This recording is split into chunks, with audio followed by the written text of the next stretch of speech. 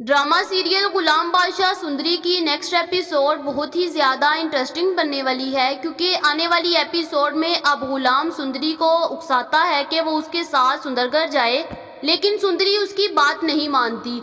अभी ये लोग बातें कर ही रहे होते हैं कि दूसरी तरफ बादशाह भी अपनी मोहब्बत को ढूंढता हुआ उन गलियों में आ जाता है, और वो जब गुलाम को देखता है तो वो उसके पास अपनी गाड़ी रोकता है और वो कहता है कि गुलाम, ये लड़की कौन है। जहां पर गुलाम उसको सारी सच्चाई बता देता है और कहता है कि ये वही लड़की है जिसको जहदाद ने घर में आने नहीं दिया था। जहां पर फिर बादशाह कहता है कि ठीक है, अब मैं इसको लेकर अपने साथ हवेली जाऊंगा। जहां पर वो सुंदरी को कहते हैं कि चलो, लेकिन सुंदरी कहती है कि नहीं, मुझे उस हवेली में नहीं जाना। जहां पर फिर इसको गुलाम कहता है कि सुंदरी, ये मोहल्ला तुम्हारे लिए महफूज नहीं है, इस मोहल्ले के दरिंदे तुम्हें नोच कर खा डालेंगे और तुम्हें हमारी बात माननी होगी। जहां पर सुंदरी फिर अपने आप को दिलासा देकर गुलाम की गाड़ी में बैठ जाती है और फिर गुलाम, बादशाह और सुंदरी दोनों हवेली पहुंच जाते हैं। जहां पर दूसरी तरफ जहदाद अपना दिमाग लड़ाता है और शैतानी दिमाग से ये फैसला करता है कि अब गुलाम उसको छोड़कर उसके घर वापस आएगा तो क्यों ना मैं कोई बंदों को भेजकर उसको उठवा देता हूँ। जहां पर जहदाद अपने बंदों को भेज देता है और जाकर कहता है कि उसको मार डालो या फिर उठवा दो। जहां पर अभी वो ये प्लान कर ही रहे होते हैं तो ऊपर से गुलाम भी आ जाता है और बादशाह सीना तान के सुंदरी को अपने साथ हवेली में एंटर होता है। जैसे ही ये सब कुछ जहदाद देखता है तो उसका खून खौल जाता है और वो कहता है कि ये क्या हो रहा है। जहां पर बादशाह कहता है कि बाबा, मैं इससे मोहब्बत करता हूँ और ये मेरे साथ रहेगी। जहां पर जहदाद को बहुत ज़्यादा गुस्सा आता है और वो कहता है कि खबरदार अगर ये इधर रही तो। जहां पर बादशाह किसी की नहीं सुनता और अपनी मर्जी करता है और फिर वहां पर इसकी फुफ्फो भी आ जाती है।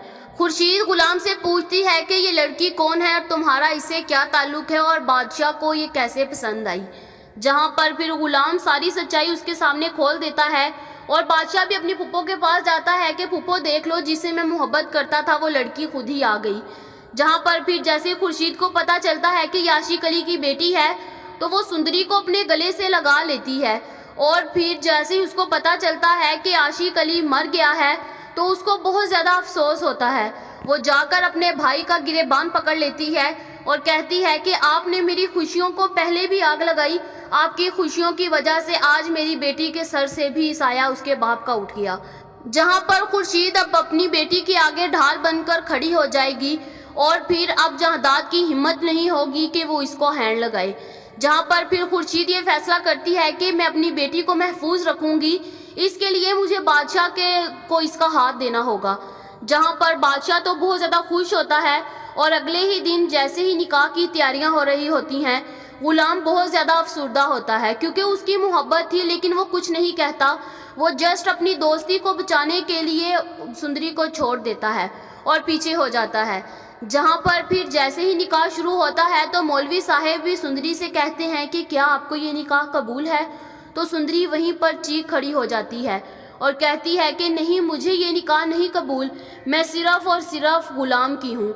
जहाँ पर बादशाह को बहुत ज़्यादा गुस्सा आता है और वो उसी वक्त सुंदरी को वहाँ से पकड़ता है और किसी रूम में बंद कर देता है।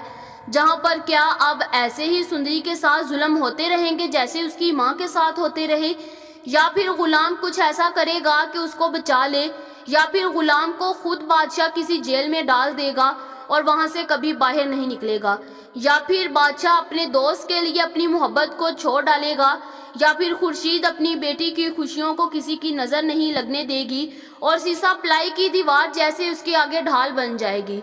ये तो हमारी प्रिडिक्शन थी, ये गलत भी हो सकती है। ये वीडियो तो जस्ट एंटरटेनमेंट के लिए बनाई जाती है। आप लोगों का इस बारे में क्या ख्याल है, कमेंट करके ज़रूर बताएं। ऐसी और वीडियोस देखने के लिए हमारे चैनल को सब्सक्राइब करना मत भूलिएगा।